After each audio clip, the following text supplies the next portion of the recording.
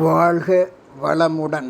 பேராசிரியர் டாக்டர் துரை லோகநாதனின் வினாவிடை தத்துவச் சிறுகதைகளாம் அமுதச்சுடர் சேனலின் சார்பான வணக்கங்கள்.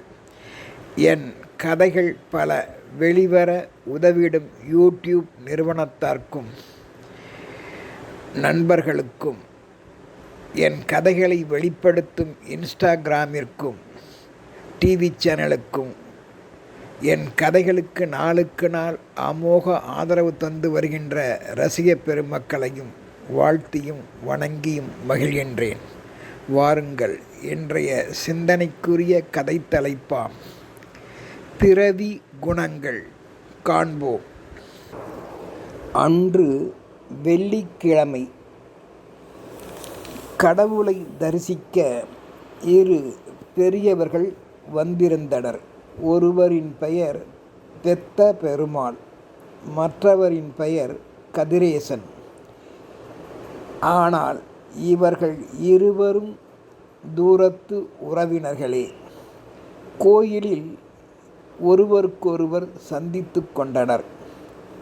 அப்பொழுது பெத்த பெருமாள் கதிரேசனை ஒருமாறு சோகத்துடன் பார்த்தார். என்ன பெத்த பெருமாள், என்னை ஒருவாறு நோக்குகின்றீரே? என்ன கவலை? நமக்கும் வயதாகிவிட்டது. எல்லா கடமைகளையும் முடித்து விட்டோம். இறுதி காலத்தில் நிம்மதியாக இருக்க வேண்டாமா? உனக்கு என்ன அப்படி சிந்தனை? அதுவா கதிரேசா, பிறவி குணங்கள் என்கின்றார்களே, அது உண்மைதானா? அதில் என்னப்பா உனக்கு சந்தேகம்? ஒவ்வொருவரின் பிறவி குணங்களை மாற்றவே முடியாது. என்ன செய்வது? நாம் சில நேரங்களில் விட்டு பிடிப்பது தான் நல்லது. புத்தி சொல்ல முயன்றால் சிலருக்கு அது சரியாக இருக்காது. காரணம், நாம் தான் தோற்றுப்போக வேண்டும். காலச்சூழல் அவ்வாறு உள்ளது. பிறர் சொல்லையும் செயலையும் கண்டு இளம் உள்ளங்கள் கூட இக்காலகட்டத்தில் தடுமாறி போகின்றனரப்பா.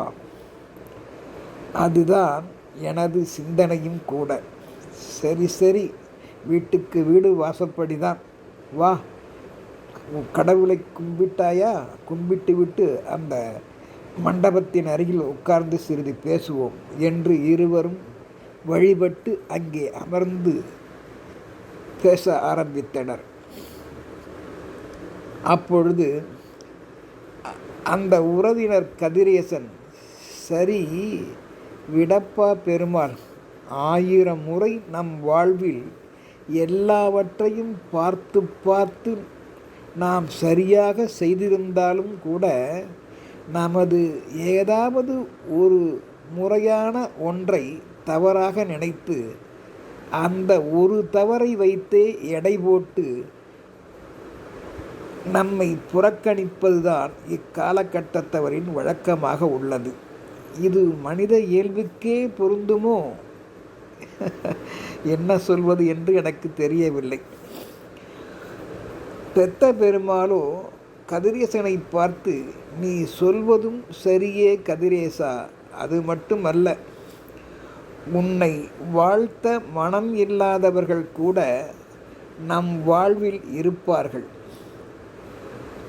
அப்படிப்பட்டவர்களை பற்றியெல்லாம் நாம் கவலைப்படவே கூடாது. அது மட்டும் இல்லை, நம்மால் வளர்ந்து வாழ்வில் உயர்ந்தவர்களில் பலர் வளர்த்து விட்டவர்களை தற்போது நினைத்து கூட பார்க்க முடியாத சூழ்நிலை அவர்களுக்கு. அப்படிப்பட்ட சூழ்நிலை கைதியாகவும் மாறிப்போயும் இருக்கிறார்கள். என்ன செய்வது என்றார் பெருமாள். எல்லாம் மனிதனுக்கு மனிதனால் வருகின்ற வேறுபாடுகள்தான் என்றார் சூசகமாக கதிரேசன். மேலும் கதிரேசன் அவரிடம் கூறினார், நாம் எதை செய்தாலும் அதில் ஒரு குறையை கண்டுபிடித்து கொண்டே இருப்பவர்களும் உலகில் இல்லாமல் இல்லையப்பா. நமது 50 வயதுக்கு மேற்பட்டவர்கள் நம்மை போன்றவர்கள் மனம் அமைதியாக வாழ நாம் தான் ஒரு சிறந்த வழியை தேடிக்கொள்ள வேண்டும். உள்ளது போகாது, இல்லது வாராது. நம் மனம் தூய்மையாக இருந்தால் பிறர் கோணல் மனம் பற்றி நாம் கவலைப்பட வேண்டியதில்லை அப்பா. உடன் பெத்த பெருமாள், நீ சொல்வது போல் நம்மால் வளர்க்கப்பட்டவர்கள் ஆரம்பத்தில் பல தவறுகளை செய்தாலும் அவற்றையெல்லாம் பொறுத்து மன்னித்து போகின்ற சுபாவம், பக்குவம் நம்மை போன்றவர்களுக்கு அப்போது இருந்தது. ஆனால் இன்று நாம் செய்கின்ற சூழ்நிலையால் ஏற்படுகின்ற ஒரே ஒரு தவறை மட்டும் வைத்துக்கொண்டே முழுமையாய் இன்றைய உலகத்தில் பலர் பெற்றோர்களை வெறுத்து ஒதுக்குகின்றார்களே, அதுதான் மிகவும் வேதனையாக உள்ளது. காரணம், நம்மிடம் பெறுகின்ற தேவைகள் முடிந்துவிட்டது என்று கருதுகிறார்களோ, அப்படியும் என்ன தோன்கின்றது. நீ சொல்வதும் சரிதான் பெருமாள். ஒவ்வொரு தனி மனிதனுக்கும் தனித்தனியே ஆசாபாசங்கள், குணங்கள் இருக்கும். உனக்கும் சரிதான், எனக்கும் சரிதான். அதன் வழிதான் நம்மின் பயணங்களும் இருக்கலாம். மேலும் மானுடர்களுக்கு தனித்தனியே ஆன ஜென்மங்கள், பிறவிகள், ஆன்மாக்கள் என்பதெல்லாம் உண்டு. அவர்களை ஒழுங்குபடுத்துவதாக நினைத்து நிம்மதியாக இருக்க வேண்டிய காலகட்டத்தில் நாம் முயற்சி செய்வோமானால் தோற்றே போவோம்.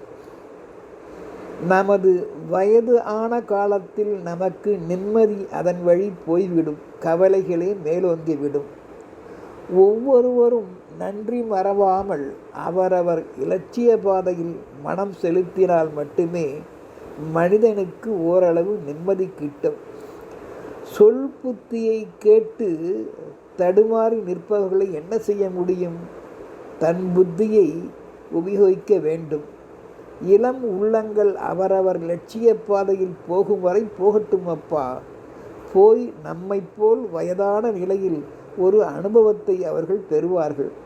அப்படி பெற்ற பின் திரும்பி வருவார்கள் அல்லது நம்மை பற்றி எண்ணி திரும்பி பார்ப்பார்கள். அதுவரை நம்மை அவர்கள் வெறுத்து வாழ்கின்றார்கள் என்ற நினைப்பு நமக்கு வரவே கூடாது. கோழி மிதித்து குஞ்சோ, குஞ்சு மிதித்து கோழியோ முடமாகவதே இல்லை. உண்மையான அன்பு மனதளவில் என்றும் பிரியாது. உடலளவில் வேண்டுமானால் பிரிந்திருக்கலாம். அவர்கள் தற்போது கூட நம்மால் வளர்க்கப்பட்டவர்களில் வைத்துக்கொள்ளேன். நம்மிடம் தற்போது கூட எதையும் சொல்வதும் இல்லை, எதை பற்றியும் பேசுவதும் இல்லை. அப்படியும் சிலர் இருப்பார்கள். அதை கண்டு நாம் வருத்தப்படவும் கூடாது. பிறர் சொல்ல கேட்டு அவர்கள் இப்படி இருக்கிறார்கள் என்று உணர்கின்றோம் அல்லவா, அதுவே போதுமானது. அவர்கள் செல்லும் பாதைகள் நல்லதா கெட்டதா என்று ஒரு நாள் தெரிந்து கொள்வார்கள். அதன் வழி அவர்களுக்கு ஒரு உண்மை தெரிய வரும். அதை நாம் முன்கூட்டியே அவர்களுக்கு சொல்ல நினைத்தால் பாச மிகுதியால் சில இளம் உள்ளங்களுக்கு அது பிடிக்காமல் போய்விடும், சந்தர்ப்ப சூழ்நிலையால். இதுதானப்பா வாழ்க்கையின் உண்மை தத்துவம் என்றார். மிக மிக நன்றாக சொன்னாய் கதிரேசா. நானும் அறிந்த வகையில் மானுடர்களின் பூர்வ புண்ணியத்தின் படிதான் ஒவ்வொருவரின் குணங்களும் செயல்களும் அடங்கி இருக்கும் என்று படித்துள்ளேன். அது நமது எந்த உறவுகளாக இருந்தாலும் சரி, அவர்களது பிறவி குணம் ஒருபோதும் மாறவே மாறாது. சிலர் கோபப்படுவது போல், வெறுத்து ஒதுக்குவது போல் பாசத்தை வெளிக்காட்டுவார்கள். சிலர் சிரித்து கொண்டே கழுத்தறுப்பார்கள். என்ன செய்வது? மானுடர்கள் புவிக்கு ஏதோ ஒன்றை செய்வதற்காகத்தான் வந்திருப்பார்கள் என்று நான் நம்புகின்றேன். அப்படி மானுடர்கள் புவிக்கு எதை செய்ய வந்தார்களோ அதை செய்து முடித்து செல்வதுதானே அவரவர்களின் தலையெழுத்து. அப்படி இருக்க பிறவி குணம் எவ்வாறு இருக்க நாம் கவலைப்படலாமோ? அதை நீயோ நானோ மாற்றி அமைக்க முடியுமா? சொல்லப்பா. நாம் மாற்றி அமைக்க முயன்றாலும் தனது குணம் மற்றும் தாங்கள் யார் என்பதை ஒரு நாள் வெளிப்படுத்தி விடுவார்கள். பிறவி குணங்கள் இவ்வாறு உள்ளமையால் ஒருவரை ஒருவர் கூடுமான வரையில் காயப்படுத்தாமல் வாழ கற்றுக்கொள்வதே மனிதனுடைய அறிவுக்கு அறிவாகும். அதுதான் அழகாகும். இதையே தத்துவவாதிகள் விதியை மதியால் வெல்லலாம் என்பார்கள். இப்பொழுது புரிகிறதா? இதுதான் பிறவி குணங்களின் போக்கும் நோக்கும். வா, நேரமாகிவிட்டது. இறைவனை வேண்டி எல்லோரும் நலமாக இருக்க வழிபட்டு செல்வோம்.